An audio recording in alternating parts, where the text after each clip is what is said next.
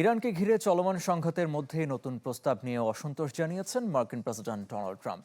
যুদ্ধ থামানোর সম্ভাবনা নিয়েই বাড়ছে অনিশ্চয়তা, একই সাথে অব্যাহত আছে সামরিক অভিযান। এদিকে সংঘাতের প্রভাব সবচেয়ে বেশি দেখা যাচ্ছে লেবাননের দক্ষিণাঞ্চলে। গেল ২৪ ঘন্টায় অঞ্চলটিতে নতুন করে প্রাণ হারিয়েছে আরও ১৬ জন।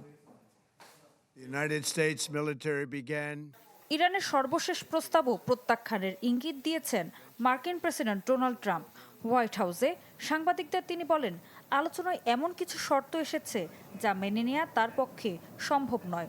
একই সাথে তেহরান আদৌ কোনো কার্যকর চুক্তিতে পৌঁছাতে পারবে কিনা এ নিয়েও প্রশ্ন তোলেন।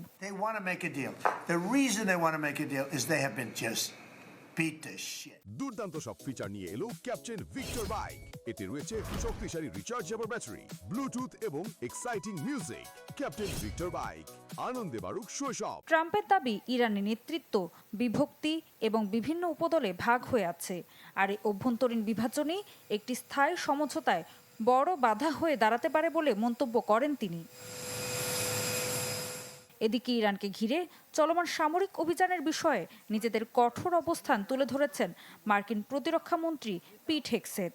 বলেন, ইরানের বিরুদ্ধে সামরিক অভিযান অন্তহীন যুদ্ধ হবে না, তবে এটি সময় সাপেক্ষ। শুধু যুক্তরাষ্ট্রই এই যুদ্ধে নেতৃত্ব দিতে পারে, আর যখন ইসরায়েলি প্রতিরক্ষা বাহিনী যুক্ত হয়, এটি হয়ে ওঠে ভয়াবহ ধ্বংসাত্মক শক্তি। আমাদের প্রতিপক্ষরা এখন কার্যত শেষ। আমরা মাত্র শুরু করেছি এবং আমরাই সিদ্ধান্তমূলকভাবে লড়াই করব।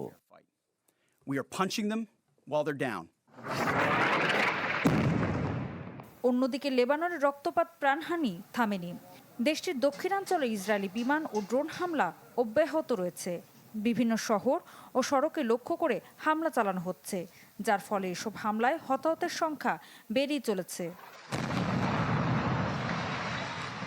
পাল্টা প্রতিক্রিয়ায় ইসরায়েলি সেনা ও সামরিক যানবাহনের ওপর একাধিক হামলা চালিয়েছে লেবাননের সশস্ত্র গোষ্ঠী হিজবুল্লাহ। ড্রোন ও আর্টিলারি ব্যবহার করে সীমান্তবর্তী বিভিন্ন এলাকায় এসব হামলার দাবি করা হয়েছে। সংঘাতে প্রভাব পড়ছে বৃহত্তর অঞ্চলেও। হরমুজ প্রণালী ঘিরে উত্তেজনা অব্যাহত রয়েছে, ফলে আন্তর্জাতিক জ্বালানি সরবরাহের সংকট কাটছে না। ঋতু সাহা, চ্যানেল 24।